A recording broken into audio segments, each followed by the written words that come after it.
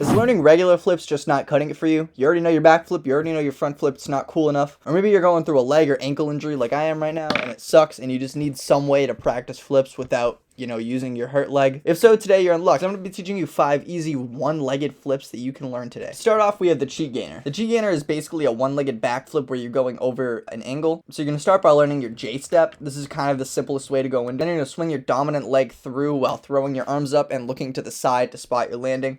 An easy progression to this is just start by doing this, just kind of hopping from one leg to the other and getting used to that motion, and then gradually turning more and more and more over your side until you're at a decent angle. Next up, we have the flash kick. Now, this isn't necessarily a one-legged flip in the sense that you don't jump off of one leg, but you do land on one leg, and I didn't really clarify in the title what I meant by one-legged, so we're going with it. This counts as a one-legged flip. You land on one leg. To do a flash kick, the prerequisite is going to be a back flip. You're definitely going to want to know that before you try this. If you don't know a back flip, this is going to be extremely difficult because it really is just a variation of the back flip where you land on one leg. The reason it's called a kick is because you do a back flip, but you're laid out for most of the time, and then you kick one leg down. A lot of people will do this out of round off, and if you can do a round off, it's going to be a lot easier to learn out of a round off than doing it from standing. So if you can round off back flip, that's also a good prerequisite to this. If not, you can practice it on the trampoline. This one's super flashy, and it can kind of just add some more spice onto your back flips if you want to make it, look cooler in a line. Next up, we have the Webster. Just as a little change of pace, this one's a forward moving flip. I've taught this a lot already on the channel,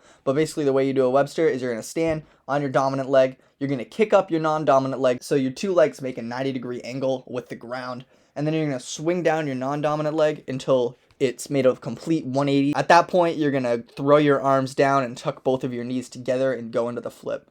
This one's a lot less scary than the other ones because you're not moving backwards, but it's also dangerous just like all of them. So learn it on a mat first if you can.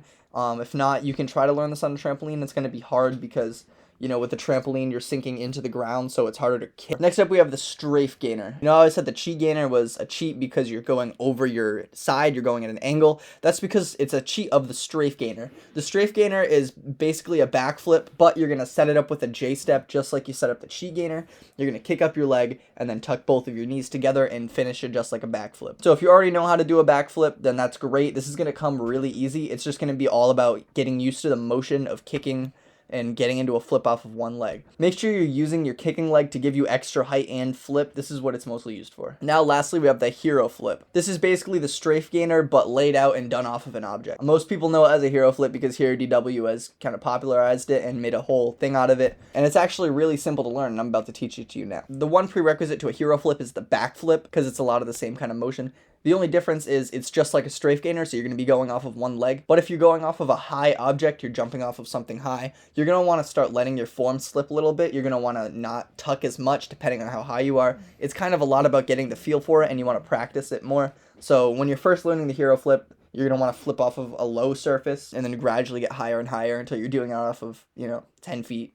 And shit like that. And then the one other prerequisite to the strafe gainer I didn't mention was that you're going to want to learn how to flip off of objects first, so you might want to learn how to do a backflip off an object first. If you're wondering how to do a backflip off an object, I actually have a video about just that subject coming out soon, so you can watch that.